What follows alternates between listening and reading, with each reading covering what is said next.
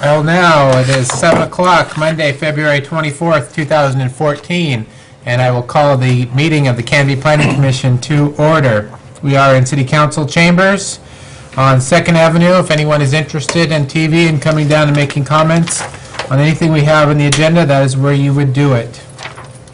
Today, the first item of business on our agenda is calling to order. We have Mr. Savory, Mr. Hensley, Mr. Smith, and Mr. Surlett here. Mr. Proctor is not here. We have 2 vacancies on the Planning Commission. Our next item of item of business is number 2, which is a public hearing. We have to consider the approval of a 10.3-acre subdivision for 33 single-family home lots. This is the second phase of the 4-phase development of the Northwoods Estates subdivision, which is our file number, subdivision 13-01.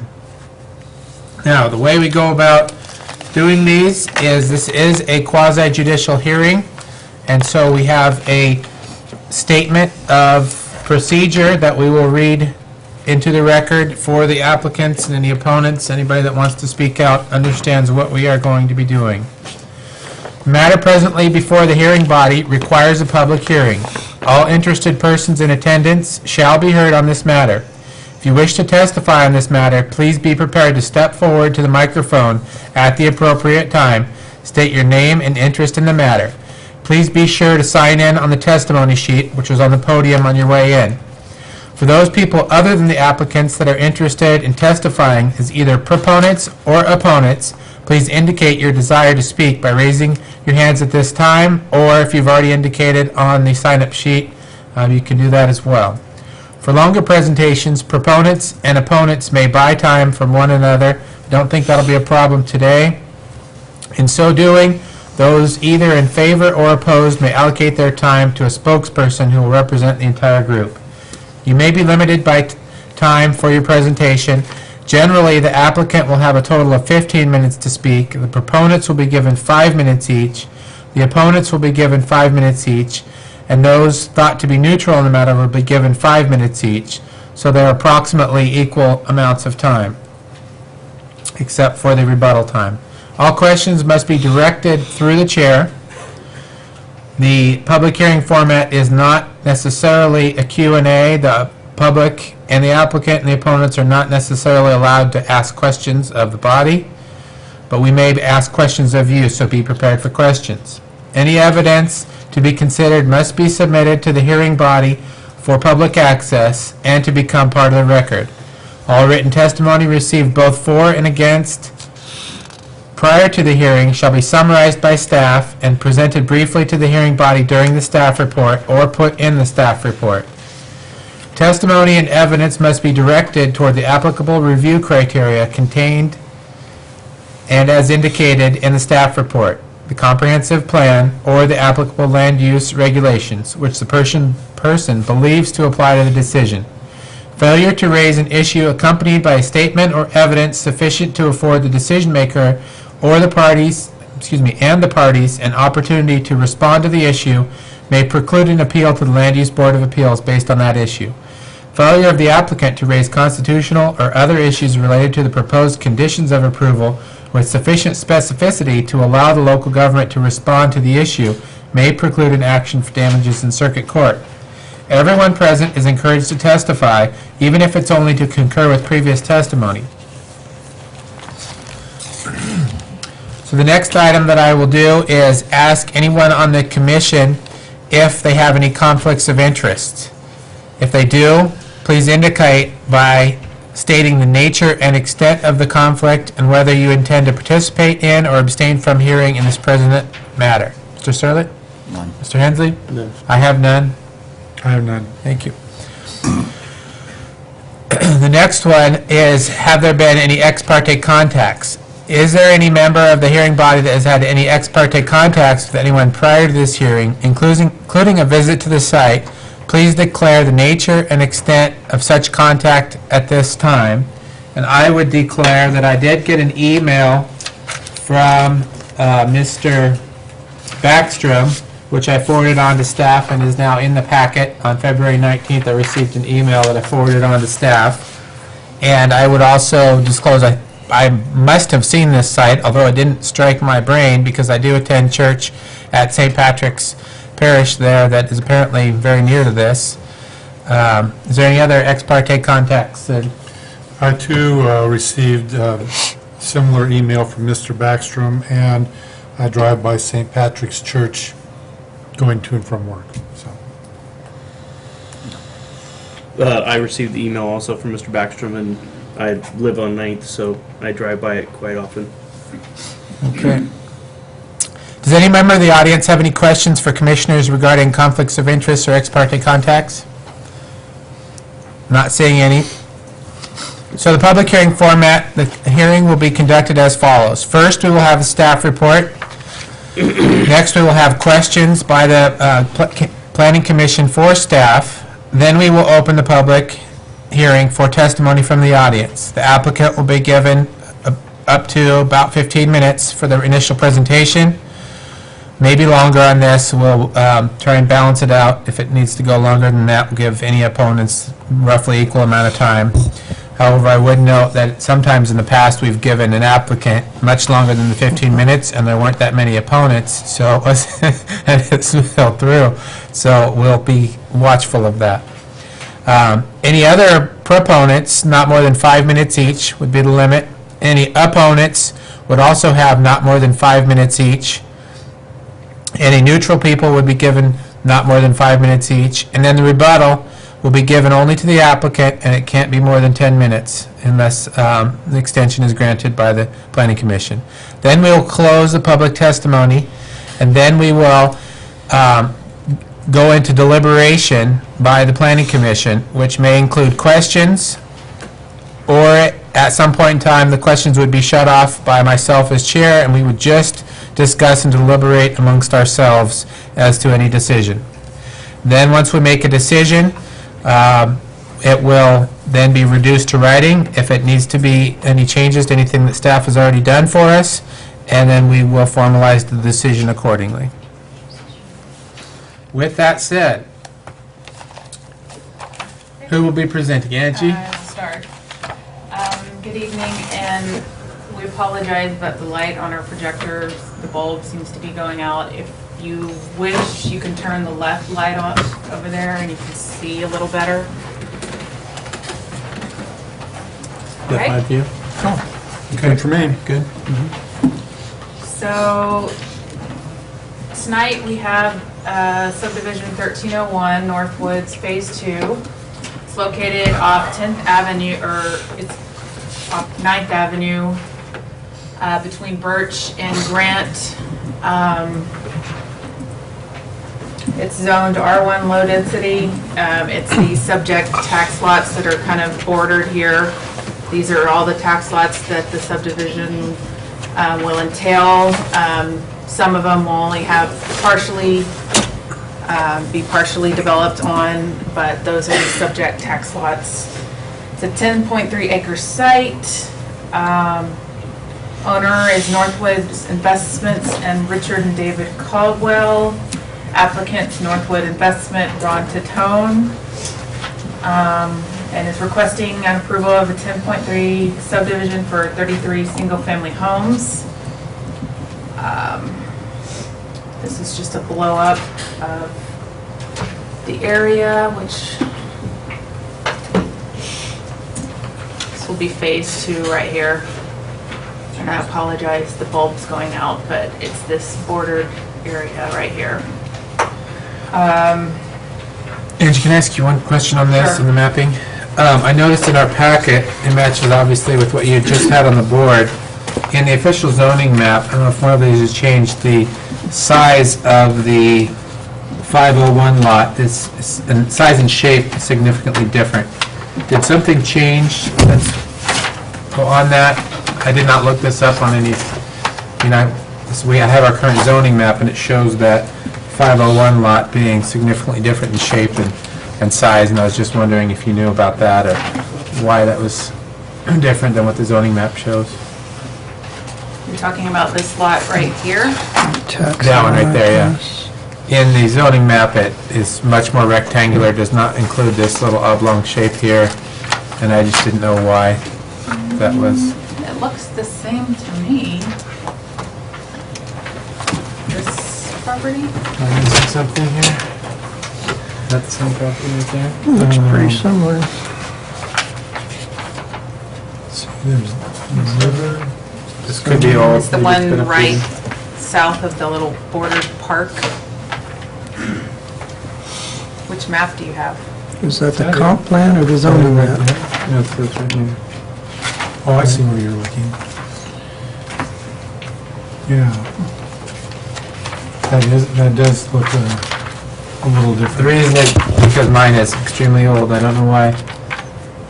Okay, Okay, well, if Thank you want to you. use... that clarified that leave question. out. Mine just goes back to 2006, by the way, which is Okay. odd. We'll need to get you the new maps. This is the second phase of a fourth-phase development. The latest extension of the approved Phase 1, and this development included a master plan and development agreement that is including in your packet. And the latest extension of approval of those was in 2011 for 3 years, and that will be your second agenda item, is to extend that again. Staff determined that the master plan document referenced in the development agreement was this colored map. It's in your packet, but it was the most conceptual map that we found, so it kind of lays out the lots. It looks much like the preliminary plat, but if I talk about the master plan when I'm talking about this colored map. It's also on page 145 of your packet. So if you hear me say that, I'm referring to this depiction. So I'll go over the major issues for Planning Commission consideration that were outlined in the first few pages of the staff report. And then go over the conditions of approval, and as always, feel free to ask questions as I go along.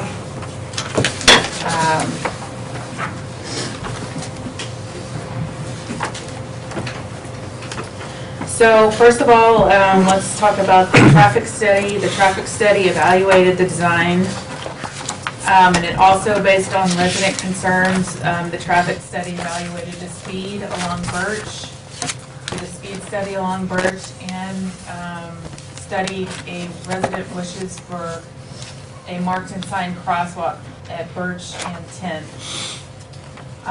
So the traffic study determined that there was no major issues associated with this proposal. It determined that there are speeding problems on Birch, there's existing traffic problems, but what we hired the engineer for is to determine what can the city fairly require is mitigation from the developer. And they didn't find any major issues and mitigation requirements that the city should require. So the applicant has been in negotiations. We've heard with members of council and other community members to maybe do some traffic calming in the area in exchange for system development charge credits. And we're saying that that should be deferred to the council, because Planning Commission really has no, and staff has no authority to waive fees or alter fees. So, you know, if the applicant and council want to make it an arrangement, you know, I think the best option is to defer that to council. And we did propose a condition of approval stating that the applicant should kind of go work that out. So that's our response to that.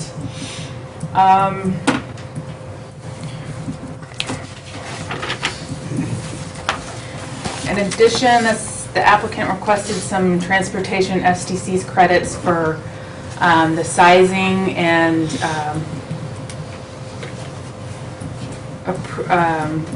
the 40-foot wide size of 10th Avenue, which the TSB only requires 36. So, and then also there's some question is because this abuts St. Patrick's to get some, he's doing a full week, they're doing a full width improvement there. So again, you know, if they want to go to council and ask for some SDC credits, I think, you know, that's fine. The planning commission can weigh in on the issue, but it's really not the planning commission's purview to alter fees. So,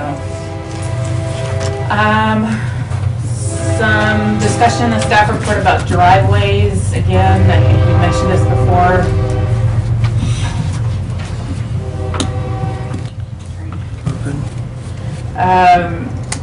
There's some conflicts between the Public Works design standards and the code, and we've noted them as code amendments needed.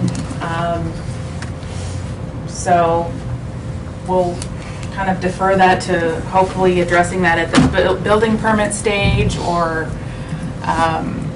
we did propose a condition of the residential driveway widths to specify a minimum of 12 and a maximum of 24. But again, it's one of those things that there's conflict in the code, and just pointing that out. Let's see. Infill homes. There's been some comments in the neighborhood meeting minutes, and some comments that staff has heard about infill homes and phase 1 lots being 2 stories, when there was some discussion that some lots should have only been 1 story. So what our code does define is what we call infill lots, and it's defined as existing new and single family dwellings in R1 1.5 zone that have homes on existing homes on 2 adjacent sides. So like this proposed lot with an existing home on 2 adjacent sides would be an infill lot. But I think the miscommunication may have been, there might be some out there that if the city defines it as infill, that means it's 1 story, and that doesn't mean an infill lot. And according to the code, it means it has to kind of gently slope up, so it's not a 2-story directly at the setback line, but it still can be 2-story. So I don't know if we might hear some comments on that, but that is that the planning commission could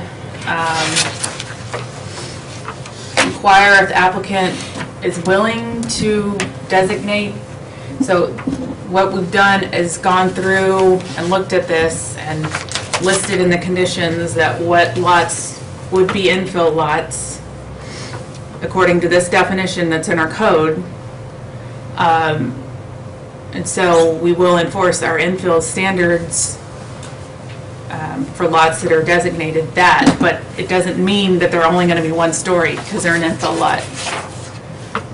So that's something the planning commission could, that was something that I read in the neighborhood meeting minutes, that maybe we could require those lots designated as infill to be 1 story only. It's not really in our code that says we can do that, but you could ask the applicant if such a condition is something that might be considered. So, and again, there might be something in the CC in ours, the deed restrictions. We don't know what's in those, but there might be some height restrictions in those. It could be an additional restriction on some lots, but as far as what the city can require is only the step-up height standard and the sloping houses and lots designated as infill. So, does that make sense? Angie, can you explain more to me about this infill issue? Okay. When I look at that 1620, that's referenced in the section 4 of your intro. The 1621-050. Yeah.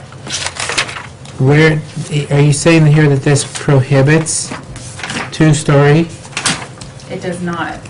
It prohibits, if a lot has, if one of these phase 2 lots or any new house anywhere in town in the R15 or 1.5 district has an existing home on 2 sides, so it wouldn't, these lots wouldn't be infill because they only have an existing lot on one side. But like this one and this one would be an infill lot because it has an existing lots on 2 sides. This one, lot 52, would be one. It has an existing lot over here and over here. So that would be an infill lot. And so that's the first step. And then the second step is if they are infill lots, then they can permit a house up to 28 feet, but they just have to slope up from the setback line. So they're just not a direct tall structure right abutting, but our code doesn't restrict them to 1 story. Okay. So I think there was some impression that our infill standards meant 1 story, but they don't. So it could be a two-story building, it just on the very edge, on the interior and setback side, they would have to sort of be 1 story on that particular Yeah. edge. Yeah. Because of that requirement, it's more likely that you might end up with a single-story home, but there are 2-story plans that could work. So that should be an item for discussion. Lighting. The code states, any more questions about infill? Okay. Moving on to lighting.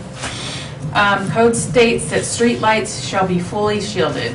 And then it defines shielded, partially shielded, unshielded in the code. I prefer to just look up on the internet for some shielded examples. So that's where I got some of these pictures from. So the applicant stated that the lighting in the local streets will look like the existing Phase 1 lights, and the proposed lighting along 10th Avenue will be on the existing wooden poles with LED fixtures. From what staff can assess from these lights, they look like partially shielded lights, and I think the fully shielded has these metal devices around them to really block light from going on adjacent properties. So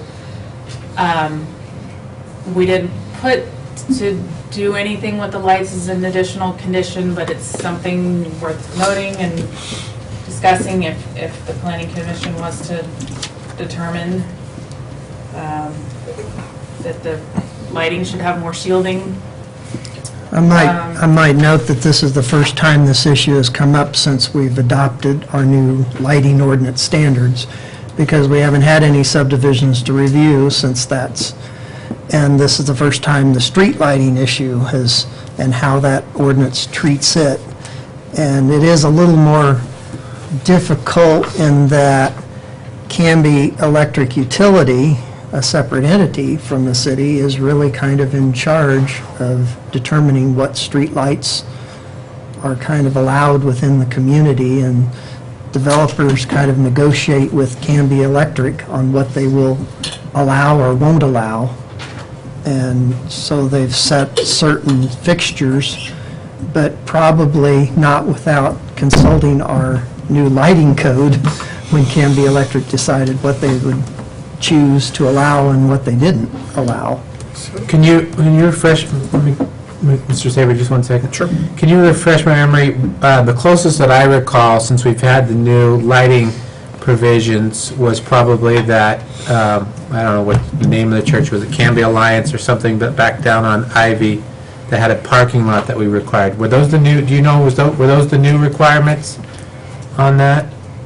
I'm not remembering it right now, Was but there a remodel or something on one of the churches back? On Second? No, further out, like well, Fourth or if something. you reviewed it, since you've been on the commission, it would have been subject to our lighting ordinance, and that would have been a private property one. Right, right. And so That's what I'm anything getting on... at, the comparison, and I think it was lighting the parking lot Yeah, for them. and our ordinance is actually a little bit more clear on how it deals with private property issues. The street lighting's a little fuzzier because it specifically does indicate that street lights should be shielded, but then it excludes street lights from other requirements in the Okay. code, Okay. but it doesn't exclude them from shielding. And it might have been a condition on one of the church remodels. Okay. Mr. Savory, go ahead. Yeah, I'm confused as to whether this is something, what, are you saying that this is something that we should be aware of but is not in our purview? or- Well, it's a gray area. I mean, first of all, it's gray in terms of, and it's been very difficult for staff to judge fully whether something is shielded or partially shielded or that aspect of code. And, you know, a Cobra light is certainly pointing straight down, which achieves a good deal of shielding. It's not going to allow light to spread out very far horizontally. But, you know, our research has indicated that there's something that's a little different that's fully shielded, and it's that other picture, I guess. Yeah. It's- The one that's kind of in the middle there off to the right? This is from the code. This is what our, you can't see it very well, but this is the picture that's in our code. And then these are just from, you know, Googling shielded street light. What's the closest, which picture is the closest approximation to what they're putting in? I would say this one, I would say it's partially shielded. So, you know, I think if you wanted to require some extra barrier to the light around it to direct the light more straight down, so it would have less chance of, you know, going into somebody's bedroom window or something, that's something I think that would be an option. But I would say it would fall under partially shielded. So. That but picture, It's, you see this no, we're not picture? lighting photometric experts, Right. so. See this picture down here? I mean, that's, I can't get this thing to stay on. There. You can see the intent is that a light like, once again, it's disappearing. Where did my, Battery. maybe it is. It's not staying on. Or maybe I don't know how to use it. This one right there? Yeah, having the light go down and not spread sideways or up is the worst. This just goes up into the night sky. That's the worst. This partially does. This goes out to the sides, and we're thinking that a regular Cobra light is somewhere between here and somewhat down, because it's definitely aiming the light down. If you had a little edge around it like this, then hey, you're shielded and you're not going to have light spreading straight out sideways or up. It's going to help direct it down. And that's the intent. If you think of residential streetlights like the historic acorns that we have downtown and such, what shielded would mean is on the side of the street that it's on, you would have a metal shield on that side of the light where the house is, just adjacent to you, and it would shine across the street, maybe some light on that house across the street, but not so much because it's aimed down at the street. But then you're protecting the house that's right next to it on the same side of the street. But, you know, we're not sure how it applies to Cobra lights. So it's something we're thinking about. We just wanted to point it out. It also, the lighting ordinance when we did our code revisions about a year ago, it was suggested by the chair at the time to change the requirements to lumen limits instead of wattage limits. So what's in our code now is lumen limits. And those were just derived directly from a conversion from wattages to lumens from the Federal Trade Commission website. So it says a maximum is 2,600 lumens for fully shielded and 800 for shielded lighting. And the applicant states that the lights will be about 3,000 lumens for the lights along 10th and for the local street lights, and the lights around 10th will be about 5,200. So, you know, we mark this as maybe those are the wrong limits in our code, but it's what it says now. So, again, we're not lighting photometric experts, but just wanted to point that out, that it exceeds the limits that the code says. So the Planning Commission wants to address that, they can. If not, we didn't propose any lighting conditions. So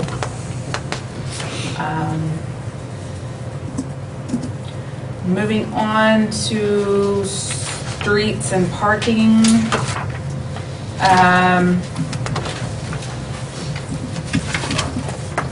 So Elm Street, adjacent to this park tract along here and here, are proposed to be 20 feet wide. And we're supposed to, the streets are supposed to align with the cross-section standards in our TSP.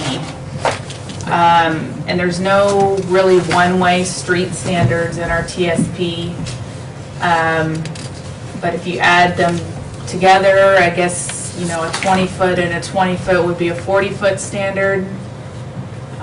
Is kind of what we evaluated that on. The applicant's narrative stated that they don't have plans they have plans to restrict parking along Elm, adjacent to the park. But our TSP and our code don't necessarily require that. The fire department has stated that they prefer no parking along there.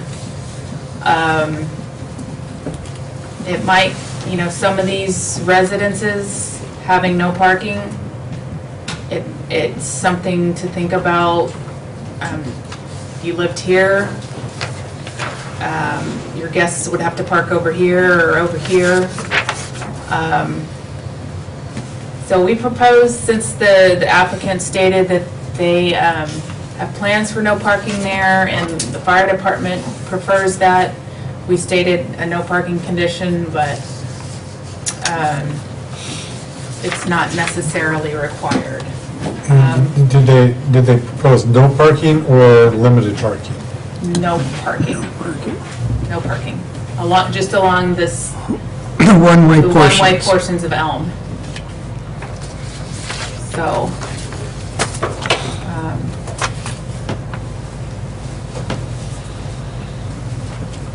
and then the other question is, our code states 28-foot streets.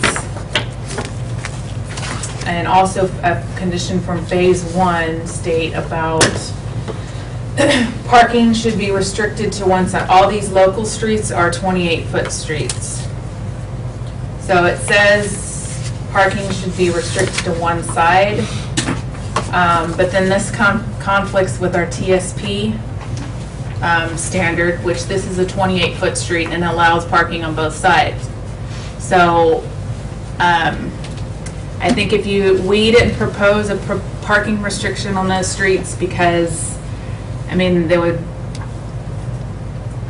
that one on-street parking can kind of slow traffic and have a positive benefit of kind of narrowing the street and making cars slow down. A big citizen concern. There's enforcement logistics of restricting parking in the whole along lots, and adjacent property owners might not be receptive to a parking restriction in front of their lot. And if the city finds later on that there's problems, you know, we can always restrict parking later on. They're going to be city streets. We can impose parking restrictions. Doesn't have to be now in conjunction with this. So. I have a question. And you said this is going to be one way coming to the north, is that correct? Yeah. And this one's one way south?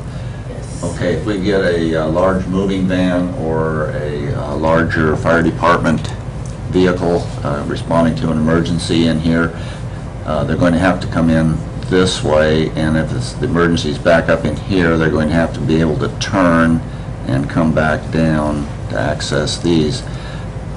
Are we going to have sufficient area here for a large vehicle to navigate? Our traffic engineers were looking at that, and they're. So we don't have a definitive answer, is that? And also there's going to be some mountable traffic control curbs there, so they can. You know, I think Public Works staff has stated that they think sometimes the curbs are going to get driven on those corners. But our traffic study didn't show and result in any serious concerns at those intersections. It basically said during the construction design phase, the engineering of the actual streets, make sure that you use templates to show and put the radiuses so they can make sure they can make those turning movements. And the fire department can get down the 20-foot wide one-way streets, even with parking adjacent on one side.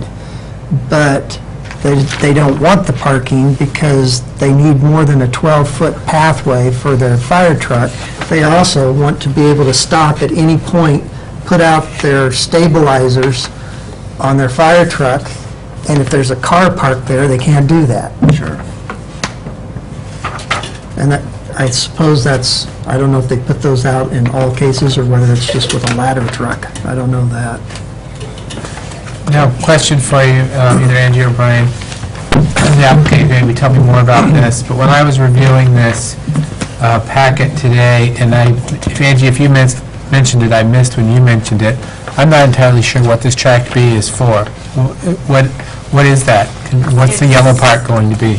It's a proposed, it's being considered as parkland. And that was something that was worked out in that development agreement master plan process during phase 1 8 years ago. So it's a 0.85 acre city park. They're kind of calling it a boulevard park. But it will be dedicated to the city. And who will maintain it? And so the city will maintain it after the developer develops and constructs the desired improvements in the park. Then it becomes the city's to maintain. Now, let me ask you guys a procedural question, because I'm not entirely sure the answer myself. The initial platting of the larger plan, my review of that and the findings in order in that are that is, it appeared to me that might be set in stone, if you will, from the first approval. Is that your understanding too? The overall layout of the 4 phases that is set in stone with the overall layout, or is there any? Pretty much I agree that it's the development agreement, the master concept plan that Angie pointed out that was on page 45 or whatever, 145. This drawing here. It pretty much indicated exactly where the lots and the streets and such would be, and then it also said specifically that each phase would go through an approval process, and that we do have the authority to introduce new city standards that might have been developed over that time that basically didn't change the basic layout and lot pattern and such. But the applicants would be bound by the design that was back in '06. Right, so it can go both ways. I mean, it helped him guarantee, it helped the neighbors and the people buying lots in the first phase to know what the rest of it would eventually be, and it helps the developer to keep his pattern and his lots and such, and yet it allows us to introduce new drainage requirements or something like that that might have come along in the process.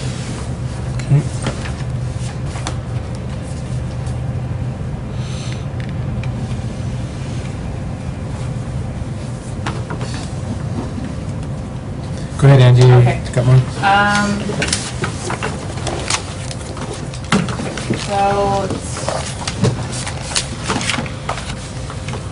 Again, for street right-of-way widths and street layouts, the code refers to follow what the TSP says. And the TSP designates all these streets as local streets, and then 10th Avenue is a neighborhood collector. And that's, it's in figure 7.5 and 7.6 of the TSP. So not all the streets exactly match up, and part of that is probably because the TSP, the most recent one, wasn't adopted until 2010, and this was originally approved in 2005. So,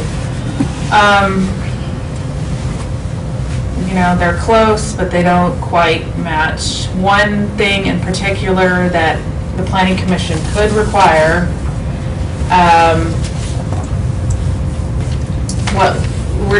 they're likely, they have their street widths and their parking layout and everything accommodates the lot sizes. So that's kind of how it was worked out back in 2005. But the one thing that I think that the Planning Commission could reasonably require now is if they want to, the TSP, all sections, and we can't see it on this, I'm sorry, but they all call for 6-foot sidewalks, and the proposed sidewalks in the subdivision are most of them are 4.5 feet with a 6-inch curb, and that's being considered part of the sidewalk. So basically 5 feet sidewalks, if that 6-inch curb is considered part of the sidewalk. The planning could reasonably require 6-foot sidewalks. That would require a sidewalk easement that would partially encroach into lots. But I don't think it would be something hugely unreasonable if you guys want to require wider sidewalks, and the sidewalks would then partially be in the right-of-way and partially be on private property, and that would have to be noted on the final plat with the sidewalk easement. So that's something, if the Planning Commission wants to consider, they can. Something that could be pretty easily done. This one thing worth noting, this master plan showed planter strips along 12th Avenue, and the applicant proposes to not have those and proposes them to be curb tight. Excuse me, Angie, planter strips, could you explain that? It could be self-explanatory, but I want to be clear. It's the sidewalk, and then there's a little strip for planting, and then the street. So instead of having this little strip for planting here, it's just sidewalk, street. And who would be responsible for maintaining the little planter strips? That's going to be in the city right away. So these ones on 10th are proposed to stay, and those will be in the city right away and planted with street trees. And the the city's responsible for maintaining those once the land is dedicated over to the city.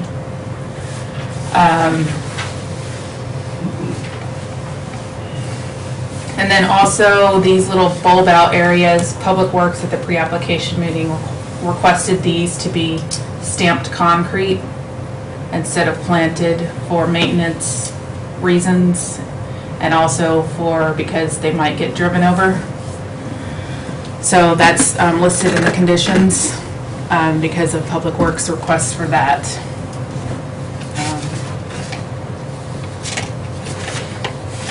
So let's see, the code talks about having street connectivity and alignment. Pretty much the layout, you know, we want to encourage, I don't know if you've been frustrated in the northwest area of town, but there's a lot of dead-end streets and sometimes it can be frustrating, and now the code encourages, if possible, for streets to connect through. So this development has streets that connect through as much as possible. These ending in cul-de-sacs, the streets can't really be extended through anymore because there's adjacent properties over on the sides. Northwest 12th will be extended through. It will jog a little bit and have to go around the park, but that's going to be extended. 10th will be extended, Elm will be extended, and Douglas will be extended too. It's going to jog a little bit down here, but 11th can't be extended any further because there's properties over here. So that's what that discussion was about in the staff report.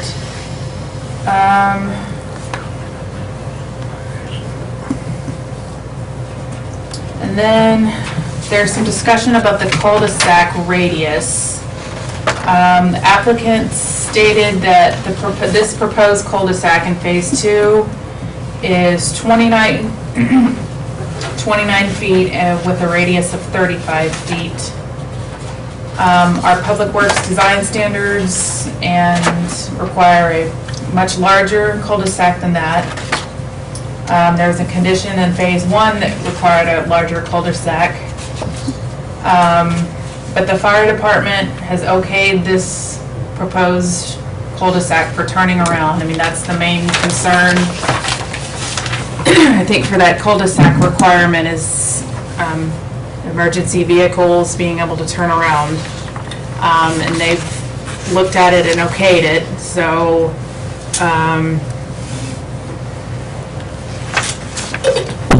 and they've also said that they'll okay it, but these lots need to have fire sprinklers. So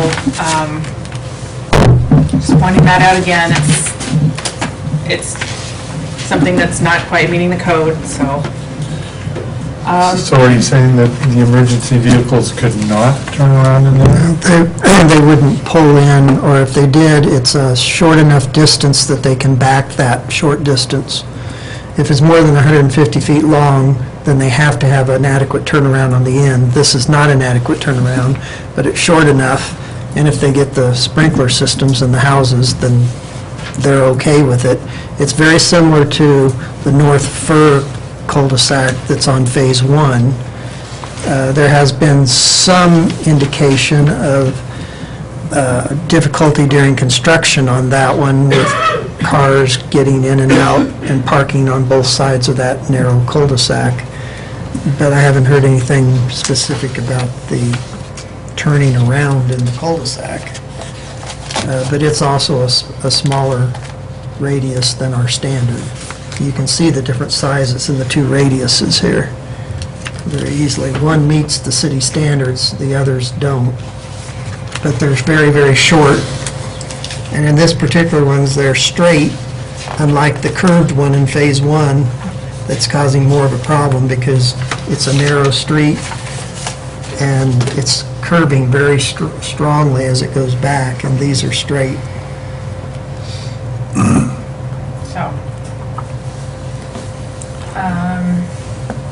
the code has some provisions for block lengths and pedestrian ways. It has maximum, for a block length, it calls for maximum 400 feet. Some of these are a little over 400 feet. Shorter blocks benefit pedestrians and navigability of the street system.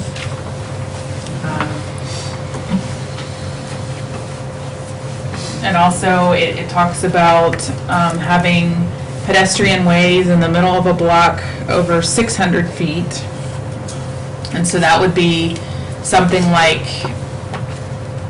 some of our developments in town have, for example, like if you wanted to connect 12th to 11th, you would have a pedestrian way through here in this longer block. And then you would also have one, you would have one from 12th to 11th, and then maybe from, that would be the only logical place to have one. But it wouldn't really work because you would have to go through these existing properties.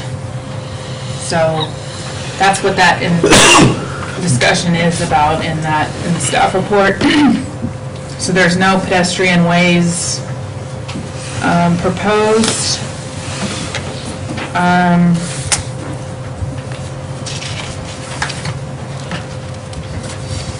There is a code provision, and all of these little items that I'm saying the Planning Commission should consider, I've kind of listed on the very last slide, so if that will help. There's, in the code, it says that lots fronting a collector and a local street, and 70 and 71 are the only ones fronting two different types of streets, that the accesses should be taken off the lower street classifications. So it's calling for accesses only off Douglas and not off 10th. We didn't propose that as a condition, but it's something that the Planning Commission, again, could give input on.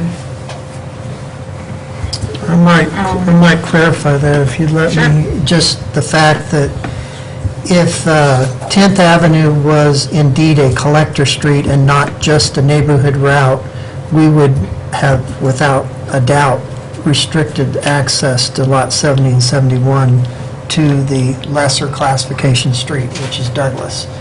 But since it's a neighborhood route, it's still preferable that the driveways take access to Douglas, but I don't know that it's a critical issue. Street trees, we have a new street tree ordinance as of December, which specifies street planting, spacing, selection, which is all done by the city, and the applicant pays a fee per tree into that. So that would include these trees along 10th Avenue, and it also specifies to have a 12-foot street tree easement along the frontage of all lots. And that's just combined with the utility easement. So that's in the code as a condition. Is there comment? No. No? Like, I love Okay. the street trees. Okay. If you want to weigh in on that, I think council passed an ordinance on that none of us caught wind of. Mr. Hensley hears about everything. I'm sure he heard about it. so, okay. And then finally, we would, if the Planning Commission like, you can give some input on the park design. The Parks Board has looked at it, and the Parks Board has said basically to have the park staff weigh in on the design. The parks maintenance staff will be the primary people for input on the design. If no significant amount of public input's received on it, they've commented on, they wanted to have a 5-foot sidewalk around the edge, some parking areas, trees down the middle, and some comments about utilities and a trash receptacle and pet waste dispenser. There's a lot of different opinions on how this park could be designed. So if you want to weigh in on the design, you can. Do we have the width? The one I have with dimensions here didn't show the exact width of that park oval. I think it just has the acreage. I don't know if it Yeah. has the width. The applicant would probably know. Is the speed limit of Elm through there 25 miles per hour? The same as it would be on 10th or anything else around there? I think on a local street, yeah. So, 25 miles an hour easily. I drive up and down Birch, and virtually no one drives 25 miles an hour, so I think that was some of the traffic calming issues that some of the neighbors had. Okay.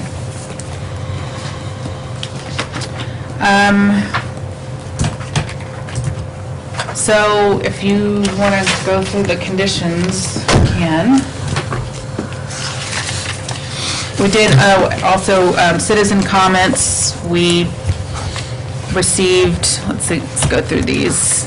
The consulting city engineer reviewing this project submitted various design-related comments. We got a comment from the fire department about the house sprinklers and the 20-foot access roads. A citizen comment in support. 2 other citizen comments concerned about traffic on Elm and Territorial. And then the additional written comments you received in front of you tonight. The one from the citizen comment concerned about various traffic issues, and then a comment from Canby Telecom regarding service hookup. But those are the only written comments we've received so far. Angie, and your recommended conditions, are those laid out in page 56 through 62? Yes. I don't think we need to read through them all. Okay. Let's hold those Okay. and discuss those Great. when we do questions So- after the applicants. Yeah, I just have this slide here of all those questions that I've kind of stated that you can discuss if you'd like. Those are the questions staff would like help with. Infill, parking along Elm, parking along 28-foot streets, sidewalks, 70 and 71 access. Any input on the park? This one, we had a citizen come in today and point out something that got us thinking. Apparently, a homeowners association has not been formed for Northwoods. They do have CCNRs, but no homeowners association has officially been formed, as far as we know. And the Phase 1 did not condition the formation of one. There's some question as if there's a state law that if you file CCNRs with your plat, and you might have some knowledge of this, does that require the developer to form one? So that might be something that's brought up tonight, and it's something that might help with the enforcement of their CCNRs, and hopefully the applicant can weigh in on that too. So that's what that Okay. last one is. Okay? Great. If you can keep that slide handy Yeah. for Sure. towards the end, we may want to bring that one And back up. just let me know which one you want to Okay, scroll to for Okay. discussion. thank you. You're welcome. Quite detailed. This is one's very detailed. Let's next then, we will move to the applicant. The applicant or the applicant's representative like to take your turn at the microphone, please, sir. When you get up there, please state your name and your address for the record. I am Kurt McLeod. I live at 1120 Northwest 12th Avenue. I'm one member of the Northwood Partnership. There's 5 members. Let me also just state that our firm is Kern McLeod Engineers. So in the last 15 years, we've developed a relationship with the city of Camden where we provide city engineering services. So just to be clear, our firm has been totally reclused from any review of this project. So the city has hired a different engineer to review this project. So I'm a member of the partnership that started in the 80s. So we've been a long time working on this project. And just in a general overview, I've made a few notes from the staff report that is this the appropriate time to just go through a few of those comments? This is your 15 minutes of fame. Okay, good. I don't need 15 minutes, I hope. And in general, we're pleased with all the conditions. We don't really have any grief with this. I have a few things I can explain, but other than that, I don't have any real issues. I think we're moving